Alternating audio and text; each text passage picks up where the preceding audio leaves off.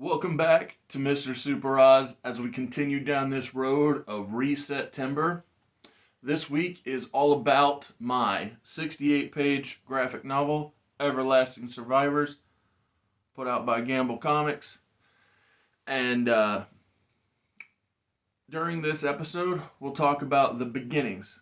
So we're in week 3, and there are 3 major stages of the development of Everlasting Survivors. So after the open, that's what I'll do, is I'll break down the 3 stages of Everlasting Survivors in the formation of the book. So thanks for tuning in. Hope you enjoy.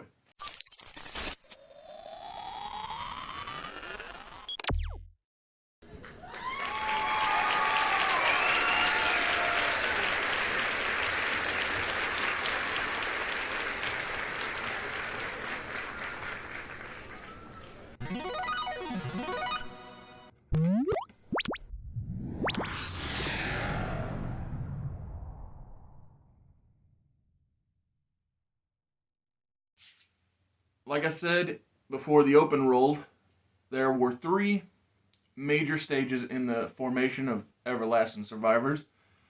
The 68-page graphic novel that is available at Etsy.com in limited first printings. Stage 1 of the development began at Ohio University, the Southern Campus. So I finished my time in the Army. I was doing the wrestling now and then, but most of the time I was in college at Ohio University. They have an electronic media program that tells you, or not tells, but shows, instructs you how to use camera equipment, audio equipment, and the like. So I made like-minded friends who had similar interests. And while at Ohio University, because, I made friends with people who had some like-minded interests, we related to each other when it came to comics or wrestling and, just pop culture stuff, mostly what the channel's about. And so I can remember at one point, a couple of the guys in the core group, they had transferred from the southern campus to the main campus. And we were trying to stay connected because, it's not a short drive, and, we're all struggling to get by. And so I don't remember who started the whole thing. Honestly, it might have derived from the fact that a few of the guys in the group were into D&D, and I'd always had the mindset, and still do to this day, I said, man, if you're putting so much time into this development of the character, why wouldn't you write it down and try and make something from it? It could be that, it could be anything, but because I had that mindset, and we had the similar interests, I remember. So 2 of the guys went to main campus, and there were 2 others and myself still at the southern campus. So when we would get together, we would talk about these concepts, these ideas, these characters that we had all separately had, and how that, hey, if we all came together, we could create, our own MCU, if you will, or our own DC, whatever. We all had our own approaches to how best to evolve the industry of heroes, because it was something we were all into. And like some were more magical based, others were tech based, and some of them were almost science fiction-y. But mine was. It was a core group of 3 heroes who, when dealt a death blow, would come back with a different abnormality. The reason being is I just wanted these characters to be something that lived beyond me, that were bigger than I was, and if they could take off, then wow, this is a big deal. So I don't know if Jerry Siegel and Joel Shuster, when they created Superman in Ohio, if they knew, hey man, we're breaking ground, we're doing big work, but I I really felt like there in that college setting, I was, even from the first concept, because originally weren't everlasting survivors, they were just survivors, and I was like, yeah, I need a more to it, and like I had like adventures of the survivor. I'm like, yeah, it didn't work, but eventually I landed on everlasting survivors, and putting the hidden arrow in the logo was cool because these three heroes, they rise up from whatever takes them down, and so yeah, like I said, when in college, after my time in the army, and I had kind of given given up's a strong word, but stepped away from professional wrestling. I had felt like with this core group of guys, I was like, wow, this is a way to keep that creative energy moving. But the issue with that was, and still is to this day, to be honest, is I'm not a big fan of my own art. I I struggle with sequential art, keeping things feeling like they got that flow to where you can, look from here to here to here, and be like, I know exactly the story you're telling. Like I can see the vision, but it's the translating it from my head to the page I have problems with, and so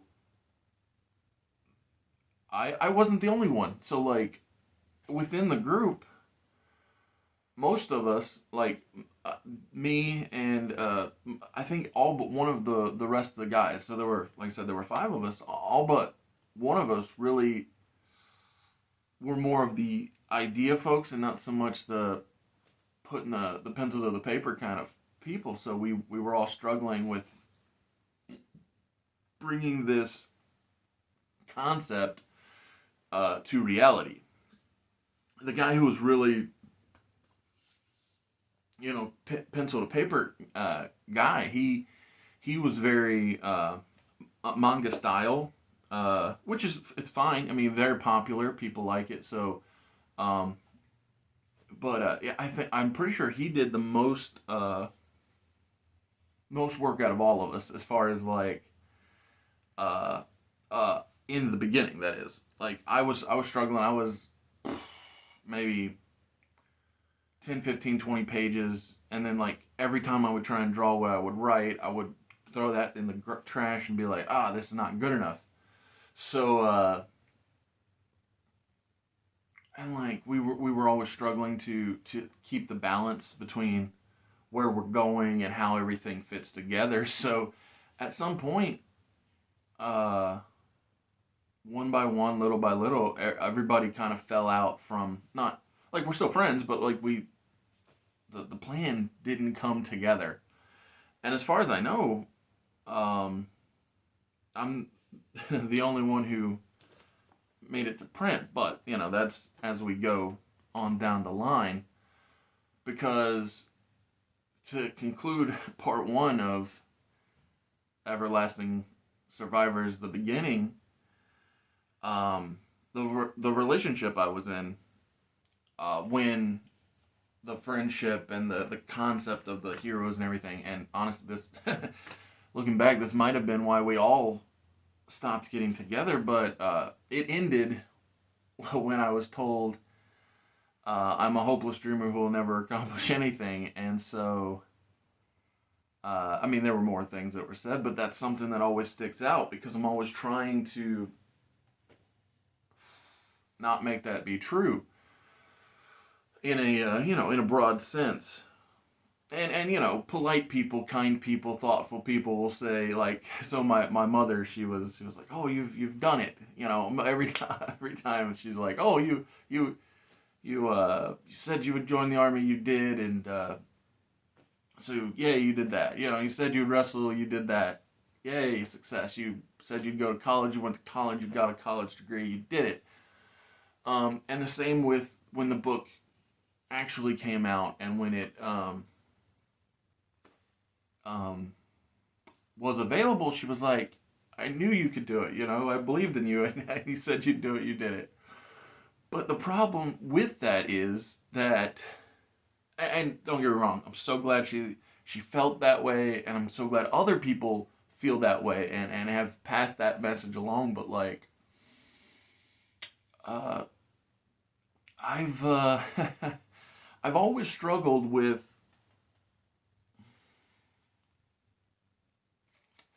feeling successful. So the army was just, it wasn't. So when people are like, "Oh, thank you for your service," I'm just like, it was a job. It was a thing that I did. Like, there's no reason for you to thank me. Thanks, I guess, is usually my response. But like, I struggle with that, and like the wrestling thing, right? My mom was right. I said I'd do it. I did it, and was it amazing, fun and good times and nothing, not nothing but. I mean, there were some down times, but you know, lots of positivity, absolutely. But would I call that a success? Not personally. Like, and at that point, it's like, where, how, why am I so hard on myself? I don't know. It's just who I am, I guess. Because the college thing, it's like, looking back, the biggest thing I took away from college were the friendships that I made. There are people that I met there that are still some of the closest people in my life now. And um but but realistically, did I need the degree that I got to do the job that I have, or to even get into the field itself? Like, I when I got into TV, I was like, wait a second, you didn't go to college and I did? Did I waste my time? Maybe, but like I said, the people were what made it valuable. And a similar argument can be made to to the experiences that I've had with Everlasting Survivors. So the time with the friends, where the concept was originally introduced, you know, three heroes who can overcome. Was that time valuable? Absolutely. Did it go anywhere?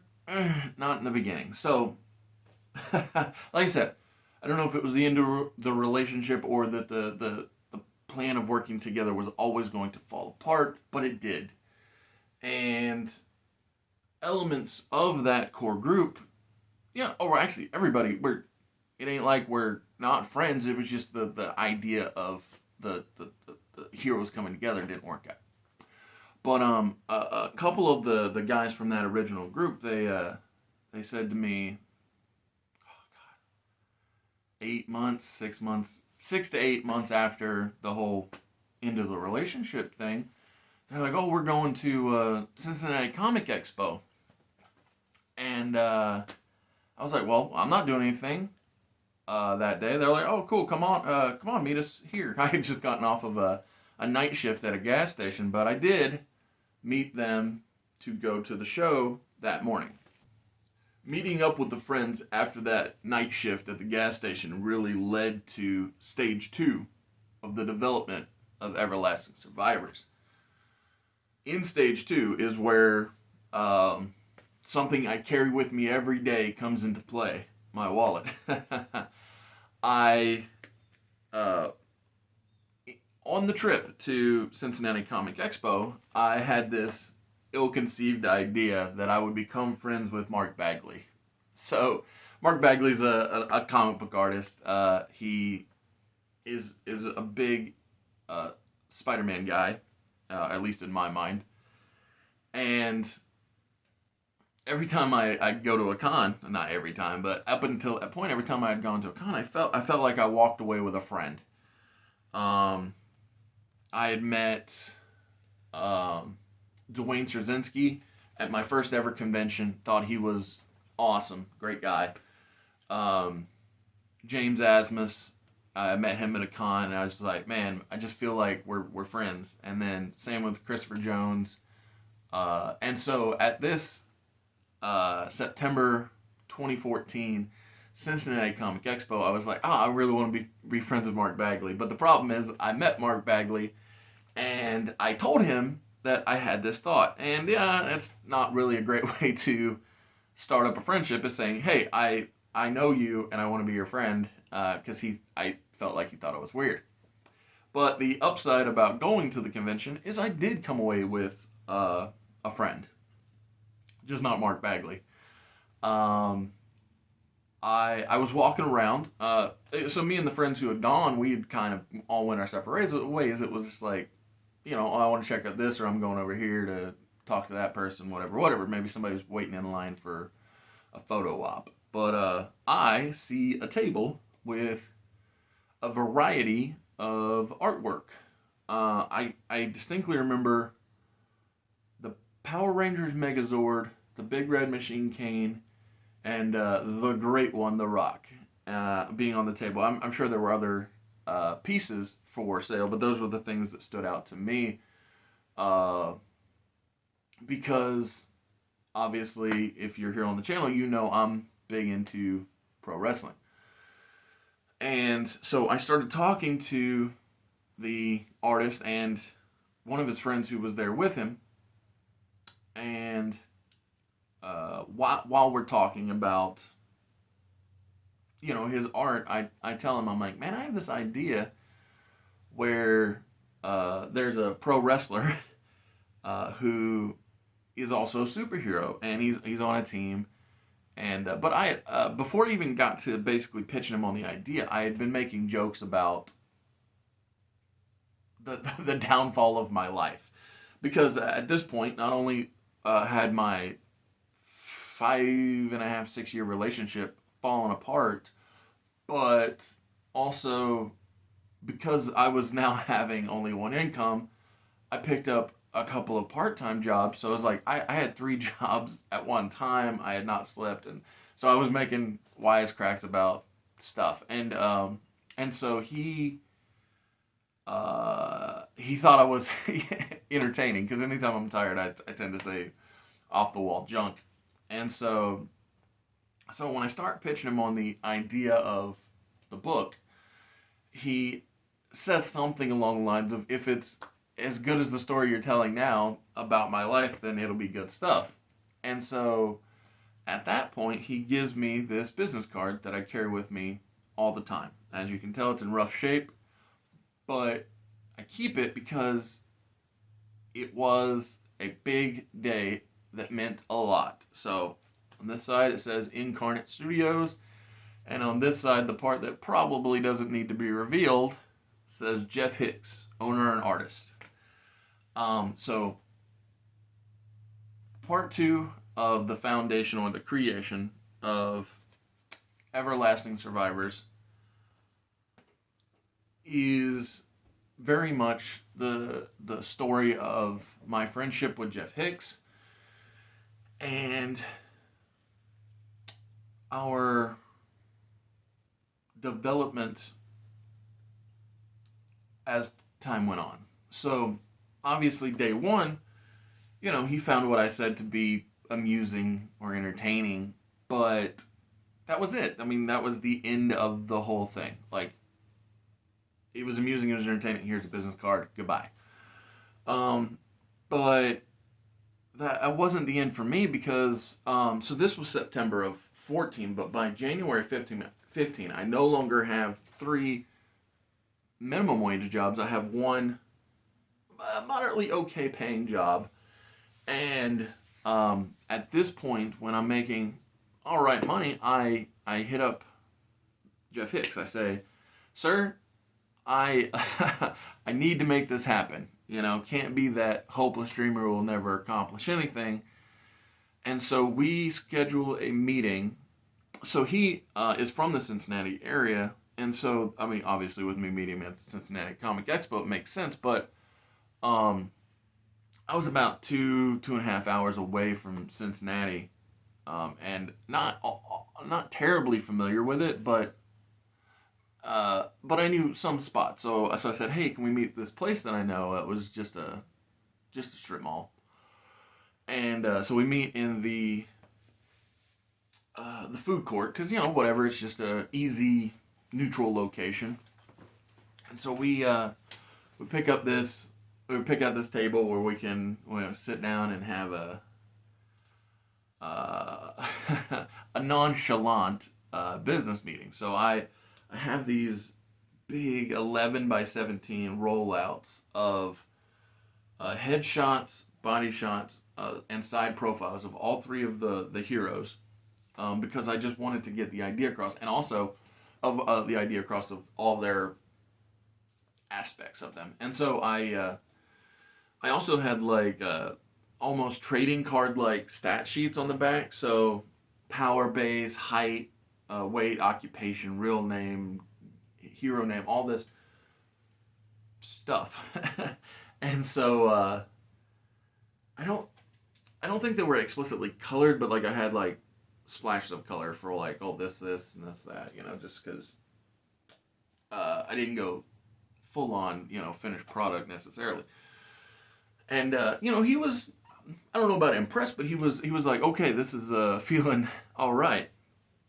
And so I to start, I only gave him 10 pages because it's the beginning stages for this relationship, partnership, if you will. So I give him 10 pages. I pay half up front, and so so that's either late January, maybe early February of 15, because I know that it probably is February of 15 when we meet there, and then I believe the next time we get together is March ish, maybe April. March, maybe April. We meet. He's got the first 10 pages done. I pay him the other half, and then we go about getting to the next 20 pages.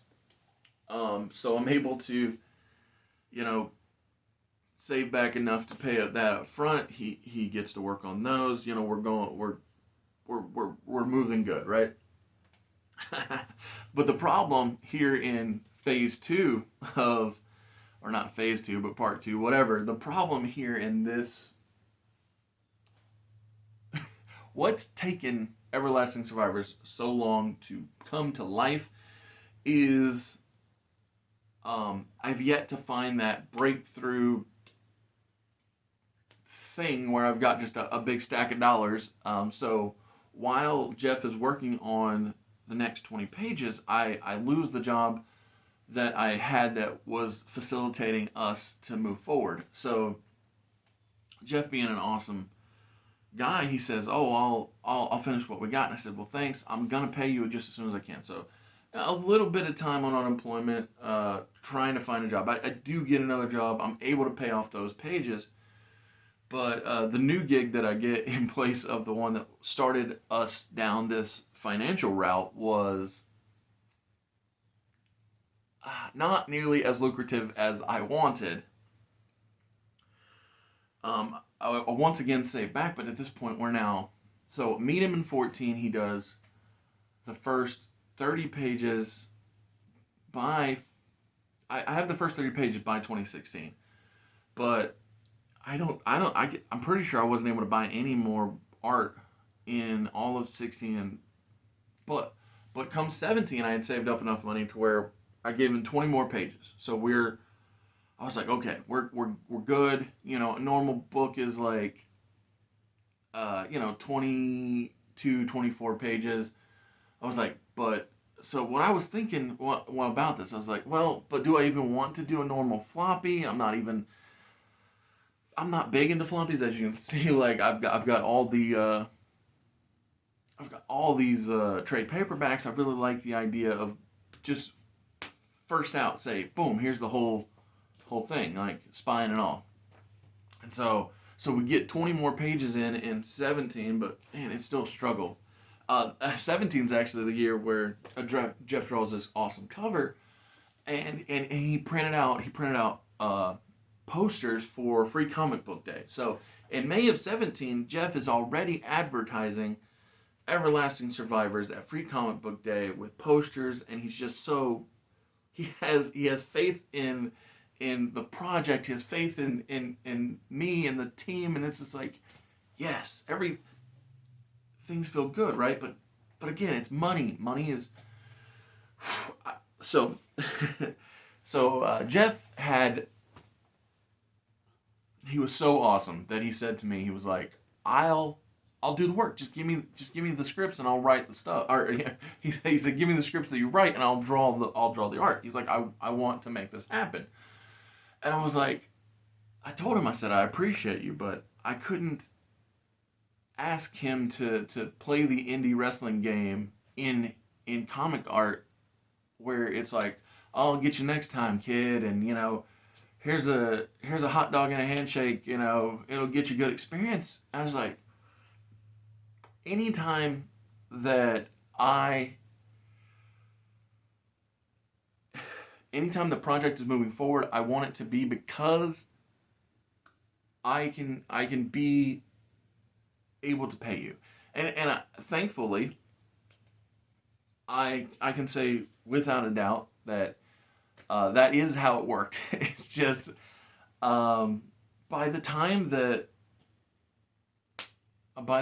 things got by the time that 50 pages got done and drawn and colored, because that's the thing, is because I didn't love my own art, I chose to work with Jeff, and it's great art, it's awesome, but Jeff didn't love his coloring, so he colored one page in the whole book, and he didn't love his coloring, so I picked up a colorist, and Gustavo, I saw him on Facebook, and I said, oh man, he was coloring so much Marvel work that I was like, oh, do you work for Marvel? He's like, no, I don't work for him. He just picked a lot of that stuff to color as practice, and he posted it. And so anyway, I paid him to color too. Same basic principle of like, save back, send out, save back, send out. And so by the time that we're 50 pages deep into Everlasting Survivors, Volume 1, Jeff had launched his podcast, his YouTube channel, and all of it, and so now at this point I reach out to him. Now what is it? 18? It's probably 2019 at this point. I'm like, oh hey Jeff, I've got money back. I can buy more pages, and he's like, I don't have the time. He was like, thanks for thinking of me, but I just don't have the time. And I was like, that makes sense. It is my own mental failings, my own choice to wait and not do it his way that has led to things being this way. So there was no animosity, and it totally made sense. Like I said, I actually blame myself more than anything else, because if I had done it his way, which is, oh, I trust you, then it would have been done way sooner. But because I was under the presumption that my decision was the right one, then yeah, that's what led to Jeff not being there for the completion of the final few pages of Everlasting Survivors Volume 1, which leads us into Part 3 of the Everlasting Beginning, and the introduction of the second artist, Nick Crook. So, I said that there were 3 phases and 3 locations that really led to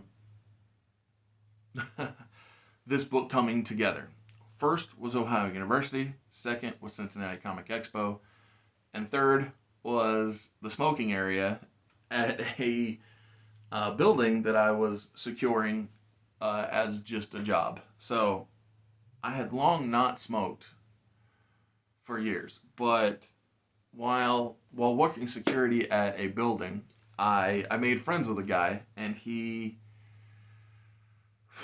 was very similar to me, or I felt like we had this connection, almost that college connection from the first part of the video. Only difference is he didn't go to Ohio University for his college degree. He went to Full Sail University down in Florida, which is very much known for its electronic media, video, audio production.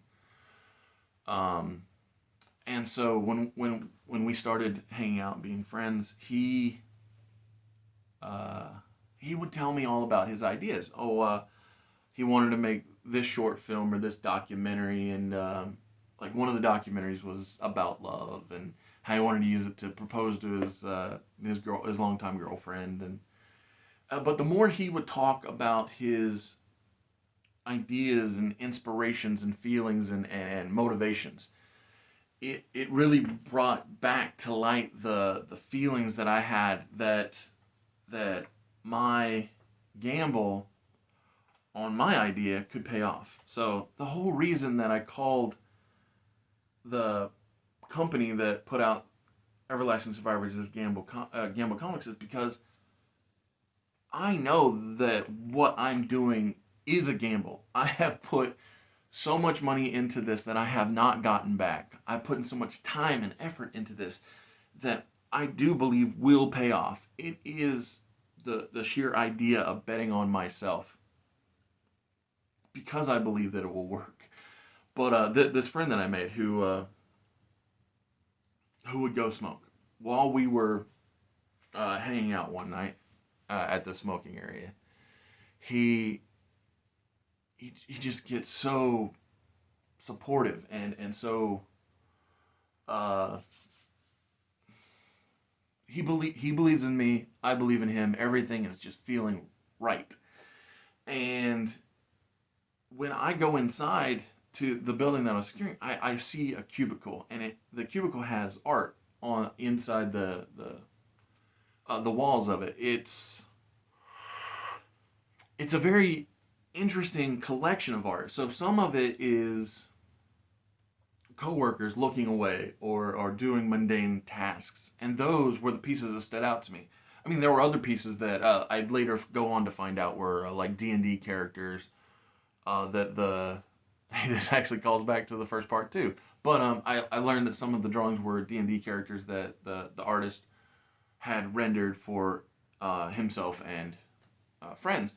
But the combination of these two things, the D&D character and the humans that were doing not very exciting things put together, made me think this guy might be the one.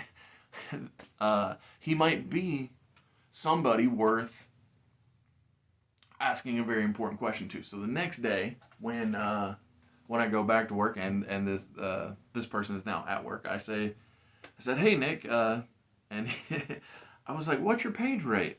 Because hey, after meeting Jeff, I'm like, "Oh, here's my page rate." I'm trying to be hip with the lingo, right? And he was like, "Well, nobody's ever paid me to draw before." And I said, "Well, I'd like to change that." And so I lay it all out for him. I said, "I've got 50 pages of a comic." At that point, that's all. At that point, it was 50 pages. But after meeting Nick and after retooling what I had, he helped me to turn Jeff's 50 pages into 53 pages by editing when things occurred throughout the timeline. So he would move some panels here, expand, some things bigger, some things smaller. Actually, some things hit the cutting room floor entirely. But so Jeff's 50 pages turned into 53 pages, and Nick, the second artist, he did 15 final pages to get Everlasting Survivors all day long to a 68-page graphic novel. I picked 68 pages because of Giant Size X-Men #1 with 68 pages. And I was like, oh, that's fun. That's a nice little homage, if you will, to something people know and recognize and enjoy. But also it just, it was bigger than a floppy, and it felt right basically.